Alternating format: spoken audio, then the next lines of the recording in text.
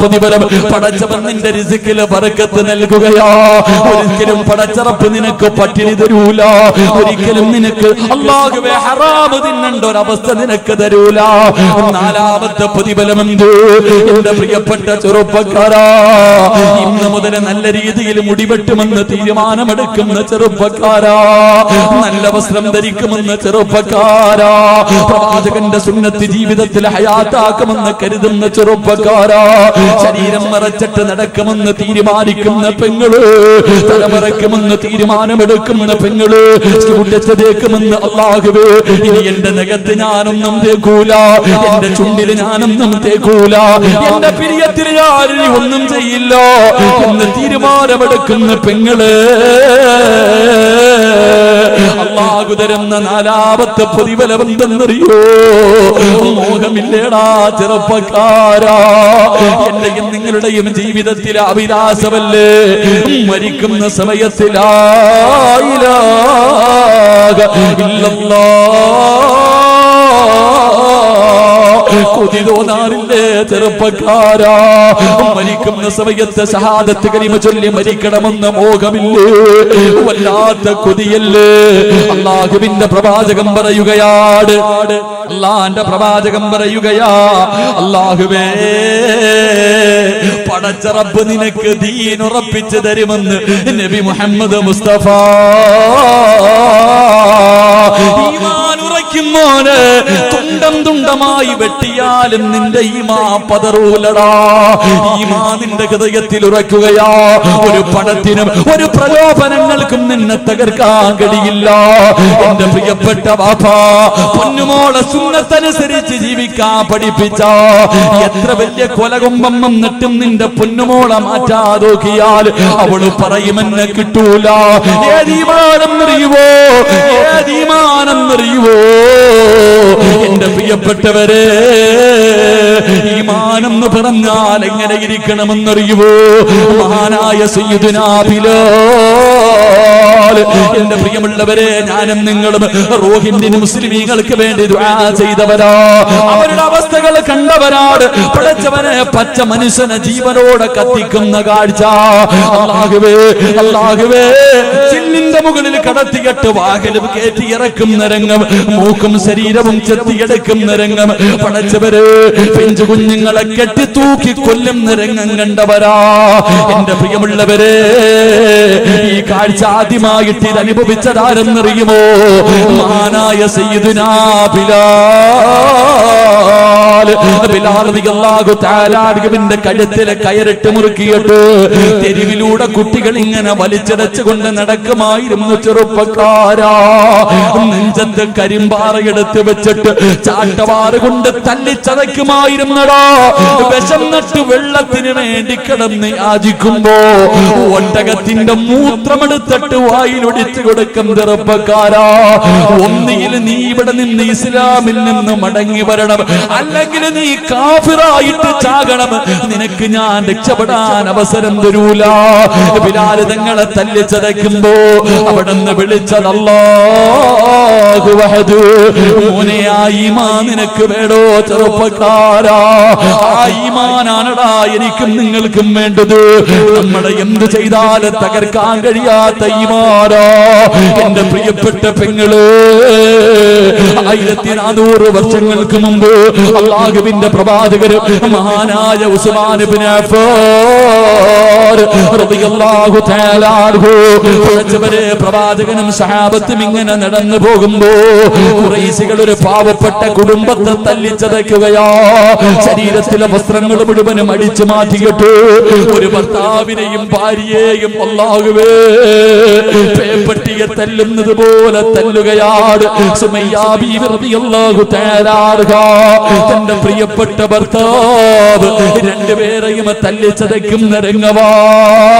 അല്ലാഹുവിന്റെ റസൂല് നോക്കുമ്പോ എന്തേ ചെയ്തതെന്നറിയുവോ? എന്തേ ചെയ്തതെന്നറിയുവോ?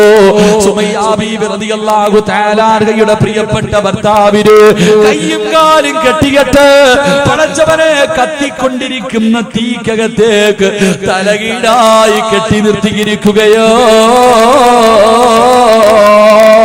ശരീരം മുഴുവനും കത്തിയിട്ട് പച്ചയിറച്ചി കരിയുന്നത് കണ്ടപ്പോ സുമയ്യ ബീവി റളിയല്ലാഹു തആല ചാടി എഴുന്നേറ്റിട്ട് ഓടി വന്ന് ഭർത്താവിനെ വെളിയിലേക്ക് തള്ളിയിടുകയാ. ശരീരം മുഴുവനും നിന്ന് കത്തിക്കൊണ്ടിരിക്കുമ്പോ തന്റെ പ്രിയപ്പെട്ട ഭർത്താവിനെ മണ്ണിലേക്ക് തള്ളിയിട്ടു. അല്ലാഹുവേ, ശരീരം മുഴുവനും കത്തിക്കരിഞ്ഞ് എല്ലുകൾ വെളിയിൽ കാണുന്ന രീതിയില് അല്ലാഹുവേ സുമയ്യ ബീവിയുടെ ഭർത്താവ് ഇങ്ങനെ ഇരിക്കുമ്പോ അല്ലാഹുവിന്റെ റസൂല് കടന്നു വന്നു. ശരീരത്തൊന്ന് തൊടാൻ പോലും കഴിയുന്നില്ല, മുഴുവനും കത്തിക്കരിഞ്ഞിരിക്കുകയാ. ആ സമയത്ത് ആ സഹാബി ചോദിച്ചു, യാ റസൂലല്ലാഹ്, ജീവിതകാലം മുഴുവനും ഇങ്ങനെയാണോ നബിയേ?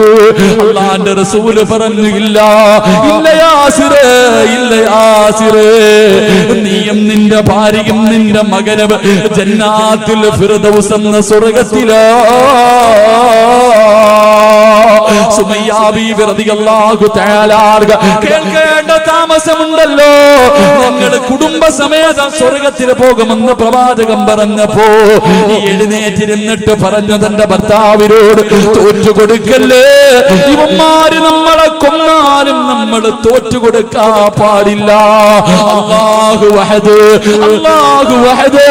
ശരീരം മുഴുവനും കത്തിക്കരിഞ്ഞ് മരണത്തോട് മല്ലടിക്കുന്ന ഭർത്താവിനോട് ചാട്ടവാറുകൾ കൊണ്ട് ശത്രുക്കളെ തല്ലുമ്പോഴും സുമയ്യ ബീവി പറഞ്ഞു, തോറ്റുകൊടുക്കല്ലോ. പഠിച്ചവരെ, തന്റെ പ്രിയപ്പെട്ട ഭർത്താവിന് ധൈര്യം കൊടുക്കുന്നത് കണ്ടപ്പോ അബൂജഹലുണ്ടല്ലോ, ഒരു പഠിപ്പിച്ച കമ്പിയെടുത്തിട്ട് സുമയ്യ ബീവി റളിയല്ലാഹു തആല നട്ടെല്ലിന്റെ ഭാഗത്തുകൂടെ കുത്തിയിറക്കുകയാ. അടിവയറ് തുളച്ചിട്ട് കമ്പി വെളിയിലേക്ക് വന്നു. സുമയ്യ ബീവി മണ്ണിലേക്ക്, മരുഭൂമിയിലേക്ക് വീഴുകയാ. മരണത്തോട് മല്ലടിക്കുമ്പോഴും സുമയ്യ വിളിച്ചു പറഞ്ഞു, തോറ്റുകൊടുക്കല്ലേ, തോറ്റുകൊടുക്കല്ലേ, നമുക്ക് അല്ലാഹുവിന്റെ സ്വർഗ്ഗമുണ്ട്, നമുക്ക് അല്ലാഹുവിന്റെ സ്വർഗ്ഗമുണ്ട്. ശരീരം കുത്തുകൊണ്ട് മരണത്തോട് മല്ലടിക്കുമ്പോഴും സുമയ്യ ബീവി തന്റെ പ്രിയപ്പെട്ട ഭർത്താവിന് ധൈര്യം കൊടുക്കുന്നത് കണ്ടപ്പോ അബൂജഹലിനെ സഹിച്ചില്ല.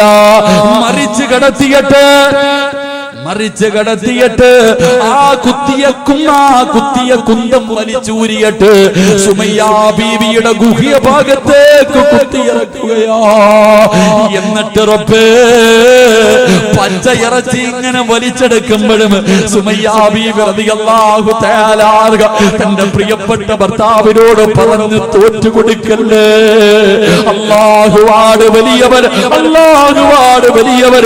അബൂജഹൽ കാലെടുത്തിട്ട് സുമയ്യ ബീവിയുടെ കഴുത്തിൽ ചവിട്ടിയിട്ട് മണ്ണിലേക്ക് ചവിട്ടി താറ്റി. അപ്പോഴും സുമയ്യ പറഞ്ഞത്, അല്ലാഹു വഹദ്. എന്റെ പ്രിയപ്പെട്ട ചെറുപ്പക്കാരാ, മോനെ, ഇതുപോലെ ഈമാൻ വേണോ? എന്താണ് ഇതിന്റെ കാരണമെന്നറിയുവോ? തുണ്ടം തുണ്ടമായി വെട്ടിമുറിച്ചപ്പോഴും അവര് തോറ്റുകൊടുക്കാത്തതിന്റെ കാരണമെന്താ?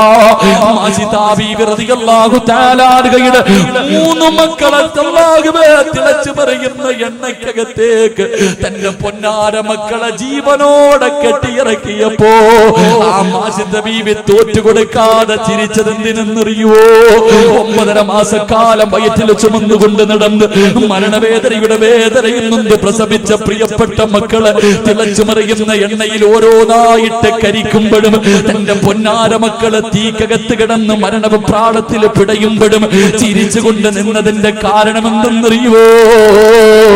ഈമാൻ കിട്ടിയതിന്റെ കാരണമെന്ത്? അവർ റസൂലുള്ളാഹിന്റെ സുന്നത്ത് ജീവിതത്തിൽ പ്രാവർത്തികമാക്കിയവരാ. അതുകൊണ്ട് റസൂലുള്ള പറയുകയാ, ഈ ദുനിയാവിൽ വെച്ച് അല്ലാഹു നിനക്ക് തരുന്ന 4ാമത്തെ പ്രതിഫലം അല്ലാഹു നിന്റെ ഈമാൻ ഉറപ്പിക്കുമെന്ന് ആദരവായ പ്രവാചകൻ നബി മുഹമ്മദ് മുസ്തഫ. ആ ഈമാൻ തരണേ പടച്ചവര്, ആ ഈമാൻ തരണേ പടച്ചവര്. ഒരിക്കലും തകർക്കാൻ കഴിയാത്ത ഈമാൻ തരണേ അല്ലാഹ്. ഈ ലോകത്തോട് യാത്ര പറയാ കിടക്കുന്ന സമയത്ത് ശപിക്കപ്പെട്ടവനെ തട്ടിപ്പറിക്കാൻ വരുമ്പോ, നിങ്ങളുടെ ഈമാൻ കൊണ്ടുപോകാൻ വരുമ്പോ അല്ലാഹുവേ അവന്റെ ചതിയിൽ നിന്ന് രക്ഷപ്പെട്ടുകൊണ്ട് ലാ ഇലാഹ ഇല്ലല്ലാഹ് എന്ന് എന്ന് പറഞ്ഞു മരിക്കാറുള്ള ഭാഗ്യം തരടേ അല്ലോ. ഞങ്ങളുടെ അവസാനം നന്നാക്കി തരടേ അല്ലോ. ഞങ്ങളുടെ അവസാനം നന്നാക്കി തരടേ അല്ലോ. പഠിച്ചവര് ഈ സദസ്സിന് അതൊരു സബബാക്കണേ അല്ലോ. എന്റെ പ്രിയമുള്ളവരെ, പാവപ്പെട്ട പെൺകുട്ടികളെ കെട്ടിച്ചു കൊടുക്കണമെന്ന നീയത്തോട് എന്റെ പ്രിയമുള്ളവരെ സംഘടിപ്പിച്ച പരിപാടിയാ. സംഘാടകർ ബക്കറ്റുമായിട്ട് മുന്നിലേക്ക് കടന്നു വരികയാ. സംഘാടകർ ബക്കറ്റുമായിട്ട് നിങ്ങളുടെ മുന്നിലേക്ക് കടന്നു വരികയാ. മനസ്സറിഞ്ഞു കൊണ്ടൊരു സദഖ കൊടുക്കുവോ? ഒന്നും വേണ്ട, ഒന്നും വേണ്ട. ഈ ലോകത്തിൽ നിന്ന് യാത്രയാകുന്ന സമയം ലാ ഇലാഹ ഇല്ലല്ലാഹ് എന്ന് പറഞ്ഞുകൊണ്ട് മരിക്കാനുള്ള മോഹം കൊണ്ടാ ഞാനും നിങ്ങളും ജനിച്ച സമയം നമ്മൾ കരയുന്നത് കണ്ടിട്ട് ശൈത്താൻ ചിരിച്ച ചെറുപ്പക്കാരാ. നമ്മളെ നുള്ളി നോവിപ്പിച്ചിട്ട് ശൈത്താൻ നമ്മുടെ മുന്നിൽ നിന്ന് ചിരിച്ചവനാ. അവനെ കരയിപ്പിക്കണം മോര്, അവന്റെ ഹൃദയത്തിലെ വേദന കൊടുക്കണം മോര്. എപ്പോഴും നിറയുവോ? മരിക്കുന്ന സമയത്തിൽ ലാ ഇലാഹ എന്ന് പറഞ്ഞുകൊണ്ട് നീ മരിക്കുന്നത് കണ്ടിട്ട് അവൻ കരയണം ചെറുപ്പക്കാരാ. അതിനു വേണ്ടിയാമോര്, അതിനു വേണ്ടിയാമോന് ഈ കൊടുക്കുന്നത്, അതിനു വേണ്ടിയാ ചെറുപ്പക്കാരാ. മനസ്സറിഞ്ഞുകൊണ്ടൊരു നല്ല സദഖയിട്ടോ. അർഹമുർ റഹീമായ കരുണയുള്ള ദയാലുവായ മരിക്കുൽ